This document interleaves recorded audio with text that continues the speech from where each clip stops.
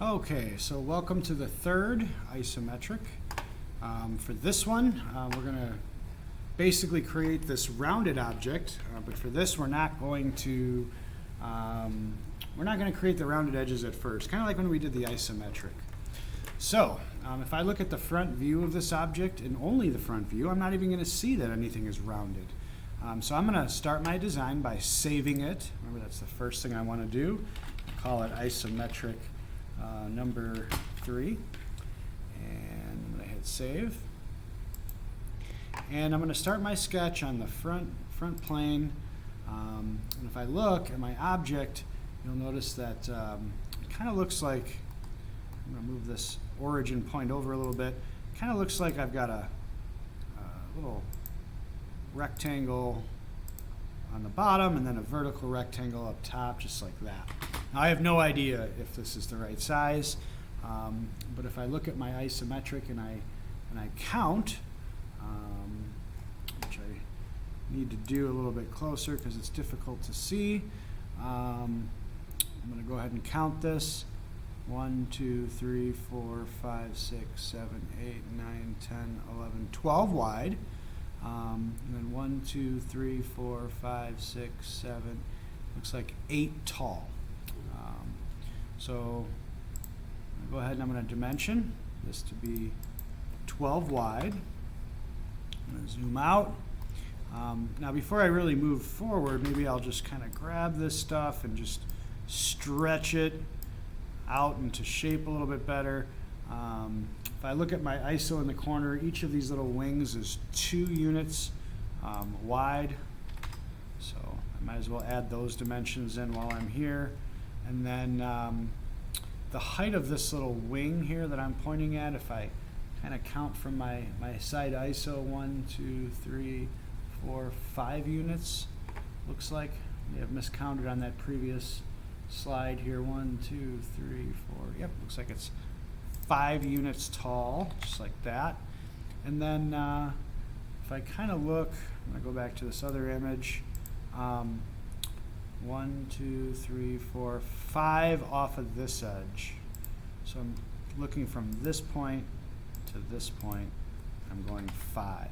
So notice how now I have all black lines, and that allows me to completely constrain the sketch. If I grab these corners, nothing moves, and I'm fully constrained. Okay? So now I'm going to go ahead and finish my sketch, look at it from an angle, and I'm going to go ahead and I'm going to extrude it. So if I count my squares, my extrusion depth, let's see, 1, 2, 3, 4, 5, 6. So make sure you pick both profiles. I'm going to give it a unit of 6 for my depth. And now I have basically a non-rounded version of this object you see here in my corner, which I'll make a little bigger so you can see it. Okay, so there's a couple ways I could do the rounding of the corners. If I wanted to, I could make a sketch on this face, and I could use an arc. There's a lot of creative ways to model. I could define the endpoints of an arc and create a radius and try to figure out where they start and end, and I could cut this corner out. But Fusion provides us with some tools to make things a little bit easier. I'm going to introduce you to fillet. So under the modify menu, and again, I did not start a sketch, so I'm not in sketch mode. If you did start a sketch, you're going to want to get out of there. Matter of fact, there's only one sketch I made, and that was to create the first body. So I'm not in a sketch. I'm going to go to modify, and I'm going to click on fillet. Now what a fillet is going to do, and looking back at my model in the corner, I have to first understand, and I'll maybe use the bigger picture for this one, what the radius of these arcs are. So if I count across, it's 6 units. So that tells me that if this was like half a cylinder, that means the diameter is 6. That's great. So knowing that that's the case, I know that the radius would be 3. So I'm going to go ahead and I'm going to pick each of these little corners here, like this one and then this one, and I'm going to type in a radius of 3. And you'll see that it rounds it, and hit OK. I can also do that down here by clicking on these edges, being very careful at which edge I pick, and then typing in my radius value and hitting OK.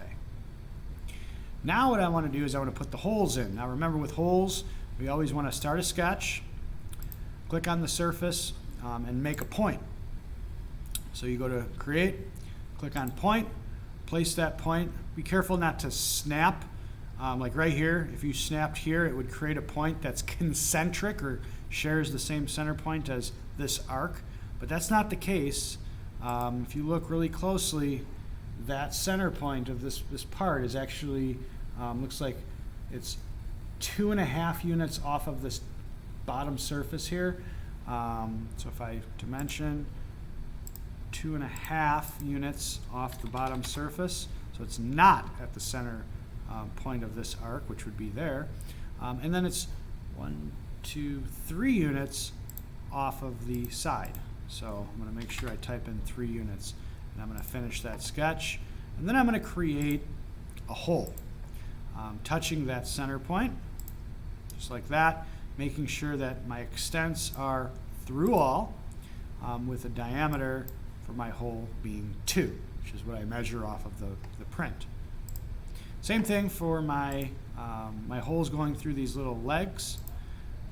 If I just do that, create a point, I'm going to drop those 2 points, not concentric to the center, but somewhere away from it.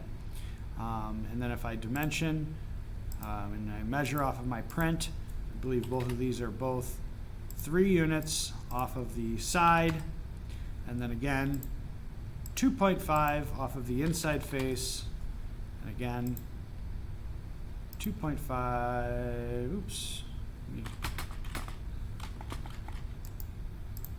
try that one more time, 2.5 off of that face, oops.